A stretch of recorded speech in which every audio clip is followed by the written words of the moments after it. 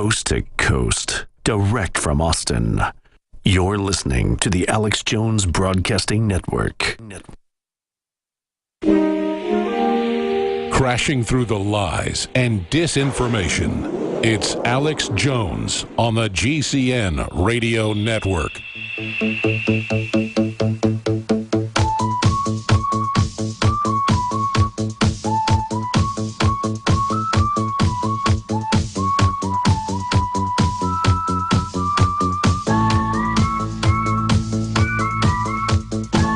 Ladies and gentlemen, thank you so much for joining us. We won't have time to play it, but I just watched it before I went live on this Sunday edition. It is the 21st day of September 2014. It's not our top story, but it's pretty interesting. Video, The Singularity, featuring Ray Kurzweil and Alex Jones. It's a pretty hilarious comedy piece put out, and RT aired it. Just letting you know that's up there because it happened to remind me of it when I saw it being posted to Infowars.com.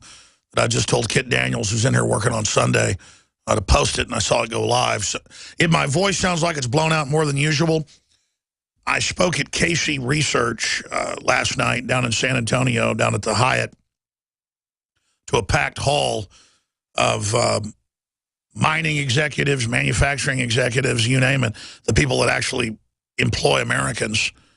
And they were executives from all over the world. They're meeting to discuss how to survive during an economic implosion, not just here, but on a planetary scale. And the intel from all of these men and women that I was talking to is that it's not a question of if, but when. And perhaps tomorrow, when my voice is back during the 3-hour radio show, I will break down some of the intel I learned there. I gave an hour-long speech. I did start screaming a little bit, something that the executives weren't really used to, but they told me they liked it. So that happened. I am a little bit tired, but folks know that I'll get my second wind here in just a moment. Where to start?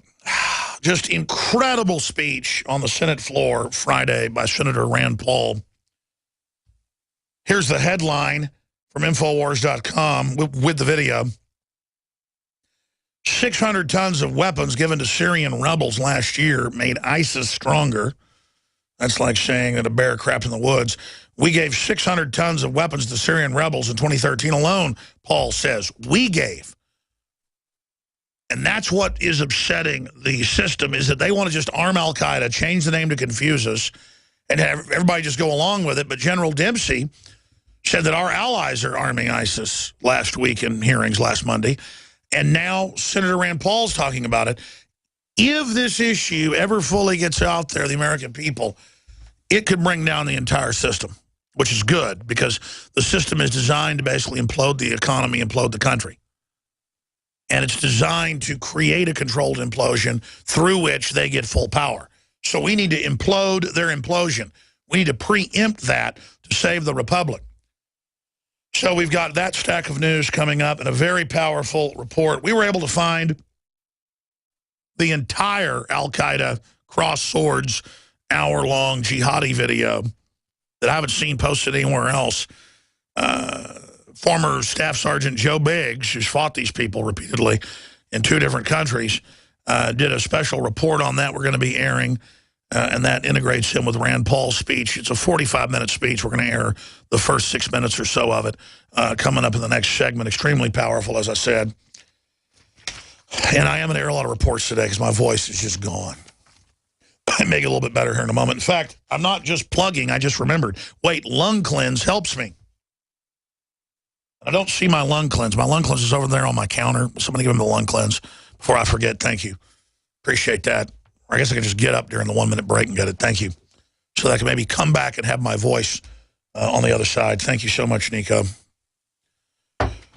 So we have that information coming up today. Rand Paul blisters Obama and Clinton, calls for GOP diversity.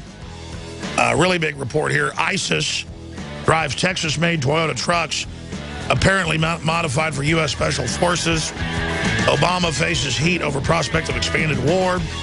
CIA's anti-Syria program finances Wahhabist head choppers. We've got a huge explosion that's happening in Ukraine. We're going to break that down and more.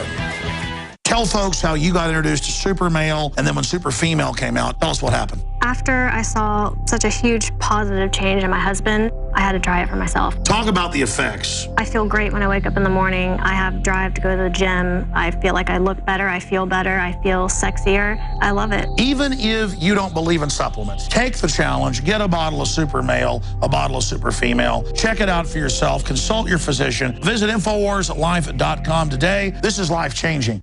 The government's Department of Homeland Security is buying up loads of ammo. At the same time, they're restricting civilians' rights to own and purchase firearms. Can you put two and two together? Infidel Body Armor can stop every round, including hollow points and .308 sniper rounds. Is reasonably priced and fully legal. But for how long? Go to InfidelBodyArmor.com, spelled INFIDEL bodyarmor.com.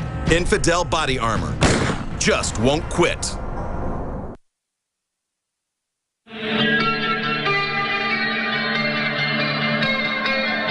We now take you live to the Central Texas Command Center in the heart of the resistance. You're listening to The Alex Jones Show.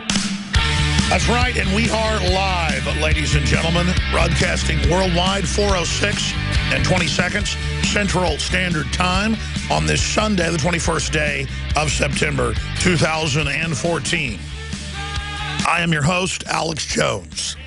And we have our great crew, Nico and CJ and Wes and others in here doing a superlative job. I want to thank them and thank you all for your support and your prayers. I, again, am your host, Alex Jones. Infowars.com, PrisonPlanet.com are just two of our big news websites. Thank you again for joining us and following us on Twitter at @RealAlexJones. Our Twitter followers are real. They came to me about 6 months ago and they said, we can buy 1 million Twitter followers for like $5,000. And I said, no, I don't want 1 million Twitter followers. I want real ones. And I'm not knocking my social media crew. It's just that's what people do. 90-something% of the White House Twitter followers are fake. Most of Piers Morgan's are fake. I guess for his $3 million, he must have paid $15,000 or something. I mean, I don't know that. Even though they've had news articles that have scanned the White House one and others and shown the vast majority, 9 out of 10 or more, are fake. No, I don't want fake Twitter followers. You know, Matt Drudge doesn't want them. He's got 500,000 on one and 300,000 on another. I've got 300,000 on mine. I've got real Facebook people of about 3 million because I got into that early. I came to Twitter late. But no, I mean, I want real Twitter followers at Real Alex Jones. I don't want to send tweets out to fake stuff. It's kind of like people that play Second Life. And that's what they're into, and they want to own a Lamborghini, imaginary Lamborghini. They want to have the supermodel girlfriend that's imaginary. Well, I don't really want a Lamborghini or a supermodel girlfriend. What I want is liberty and freedom and to have a country and a world my children can grow up in. And the Common Core universe of 2 + 2 = 5 is the equivalent of a Second Life, Fantasyland, Matrix presidency, and I ain't buying into it. That's what this comes down to. I want the real thing. Speaking of the real thing in Fantasyland, colliding, total BS colliding with the cold, hard truth, Rand Paul came out Friday in a powerful 40-plus minute speech that's up on Infowars.com right now, and he said that 600 tons of weapons given to Syrian rebels last year made ISIS stronger. That's 2 + 2 = 4. And it's also on the news being reported that ISIS drives Texas-made Toyota trucks made for U.S. Special Forces. Yeah, they haven't seized weapons caches. They've been given these. Video, ISIS terrorists openly commute on subway in Istanbul, Turkey. Turkey's openly giving them artillery support to invade the country. They're allowed to just ride around with their weapons on the bus terminals, but no one else can. You can't have guns in Turkey unless you're Al-Qaeda. Then you're totally left alone. So we've got that. Meanwhile, Obama faces heat over prospect of expanded war. The left doesn't want him to attack Al-Qaeda. Well, don't worry. He's not. General Boykin, former head of Army Special Forces, said it's a fake operation last week in World Daily. They're blowing up a few trucks. They're not killing anybody. They're not fighting al-Qaeda. Saudi Arabia runs it. Our government armed them.